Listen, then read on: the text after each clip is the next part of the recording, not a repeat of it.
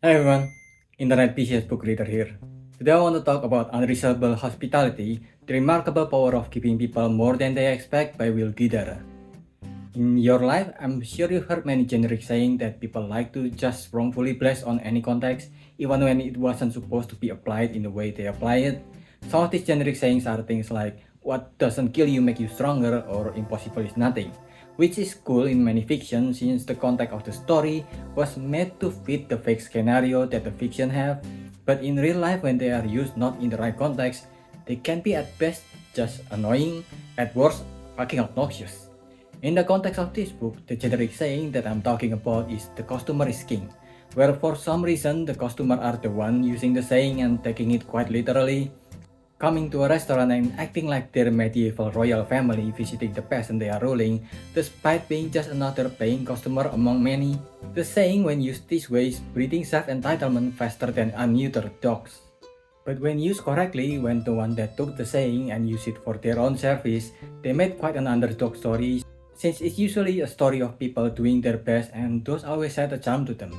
The Bear, a series on Hulu about a chef from an established restaurant who goes home to run the family restaurant after a tragic loss of a family member, is one of this underdog story, and in one of the episodes, one of the characters was reading this book. That's mostly why I got the book. The author of this book, Will Guidara, is a chef at a New York City restaurant that is struggling because it is located among some of the best restaurants in the world. I use struggling quite loosely here since the guy had the means to open a restaurant in a rich neighborhood, but the hard work is real enough that his experience with the restaurant apparently inspired that episode of The Bear, so I want to see if it's as good as the series or is it just another self-help book that is a waste of paper. Unfortunately, the book doesn't have a strong opening. It opened dumbly by some guy named Simon Sinek, who looked like if Markiplier only cared about money instead of making something creative. It's dumb because his short letters are contrasting the start of the book by saying things like how the book shows how much togetherness is needed, when the first chapter of the book is about how cutthroat and apart from each other the restaurant industry can be, since everyone is in a competition with everyone. Especially when the author's restaurant 11 Madison Park goes into the 2010s World Top 50 Best Restaurant and got the last ranking. He and his partner Daniel was devastated by the placements, which unfortunately shown on camera, further giving them embarrassment. But after coming to accept their loss, they come to realize that the restaurant, despite doing everything right, does not have anything that they can call their own, unlike the other restaurants that are placed above them in the top 50s and more.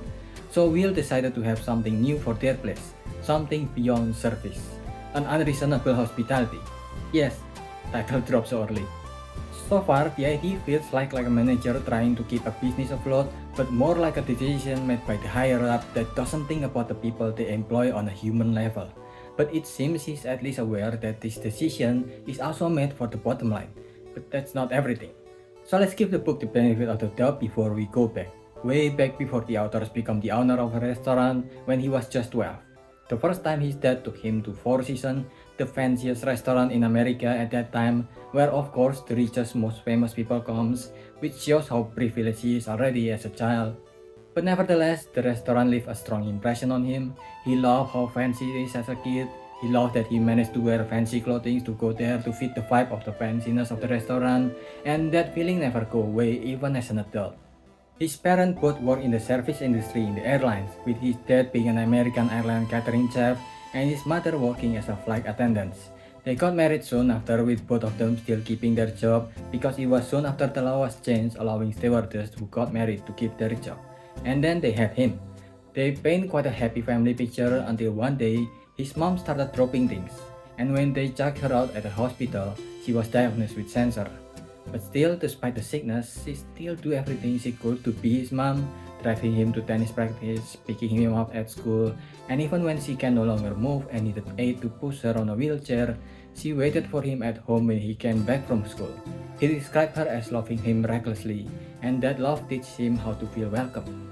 Then at college, when his mother needed more complex equipment, two of the most important events in his life was one, performing as a band on a concert and being able to push some people so he can perform in a place where her mother can go with all her medical needs so he can perform for her as she looks proudly at him.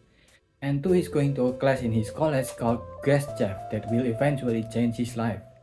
The guest chef class is where actual restaurant chef will go to the school and make the students do actual daily restaurant activity in real restaurant, so the student will have some experience how to run a restaurant. It's actually quite a cool class if done right.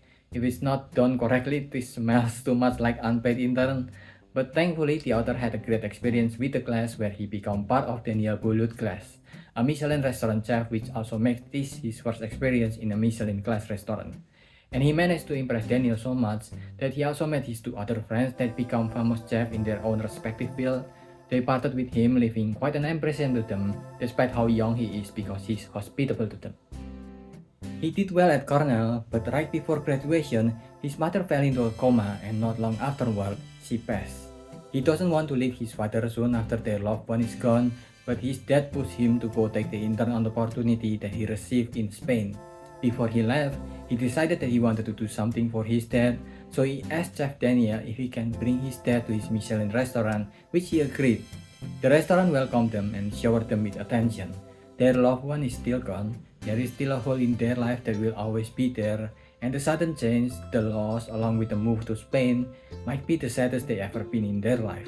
But at least in that moment in the restaurant, they can ease their pain for a little bit, and that's the feeling that the author wanted to give to people one day in his own restaurant. So far, the book is a mixed bag. The becoming more successful aspect of the story, the bottom line one, that part most reader will likely never get to experience, but the other part about the joy of giving joy to other people, that part everyone can always do either to their loved ones or just other people in general. But the book at least is always clear to portray how privileged the author is as a person. His dad was the president of Restaurant Association, who is responsible for most restaurants from small cafe to fine dining, which kudos for him for not taking the opportunity given to him by this privilege for granted. He goes to many part-time jobs since he was young, from Baskin and Robbins to Wolfgang Puck's own restaurant, experiencing many aspects of the service industry until he graduated college and decided to work for Daniel Meyer, the owner of the many fancy restaurants and author of Setting the Table, which from what I look up is also a book preaching about hospitality. But more importantly, he will eventually meet the co-owner of the author's restaurant at the start of the book, 11 Madison Square, where he comes out with the idea of unreasonable hospitality. And from there, the book goes on from the author's experience working from one luxury restaurant to another luxury restaurant, owning his own luxury restaurant, and his journey into owning the best luxury restaurant in the world. Right off the bat, I want to say that the book is definitely not for me. For one, all the references are from America, which I've never been, so I'm lost when the book references certain places specific to there. And more importantly, I'm not someone who put what I ate on a pedestal. If you like food, good for you.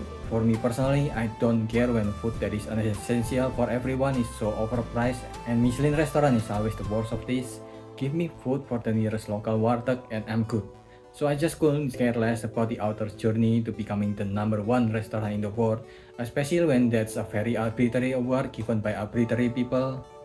While at least despite all my ache against the fancy food industry, the book itself is well written enough to pull me into some of its narrative, and there are some moments of good well-intentioned lesson here and there, but it is still a very privileged person experience though, and by that I don't mean that the author didn't work hard or earn the result of his hard work. I just mean his experience is something that a lot of people just won't get to have because there are some things that the author got that is not earnable through earnest effort and dedication. Also, for reason that I stated at the start of the video, the whole customer is king thing, I don't think this needs to be a book. While I don't think the book was written with harmful intention, but I feel like instead of a book that everyone can read, the messages in this book is better if it is just a direct message to only people who work in the service industry.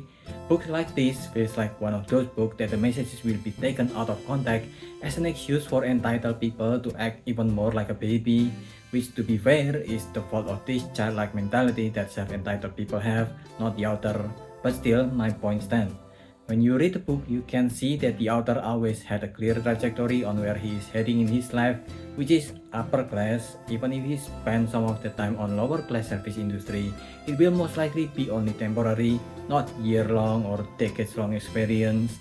That's why the book feels like it is written with such a limited range of life experience, where he mostly always worked in fancy and glamorous restaurants, and that won't be the experience of most food industry. Even his work and his life when he released this book, is based on luxurious restaurant with much smaller demographic customer because of the price of his food. Meanwhile, this book can be read by more than the demographics that can afford his foods. So I was kinda hoping to see something in the book beyond those small demographics, but the book are unable to show some attention to regular non-luxurious restaurant worker that we know for sure have it quite hard, especially now with cloud chaser content creators' existence making their life more miserable. Beside one small section that feel like a throwaway line compared to the rest of the book, there is little care into his worker, and this book just risks to increase the expectation of people of what they are entitled when they go to a restaurant, even more than they already are. That's why I said this should just be a private message to his co-workers. If there's something good that comes from this book is that part of it is at least quite well written, and that put this above most self-help books, which I know is a low bar, but credit where credit is due. Overall, I give this a 2.5. What do you think? Let me know if I missed anything, so leave your thoughts in the comment below and subscribe to the channel. That's about it. See ya.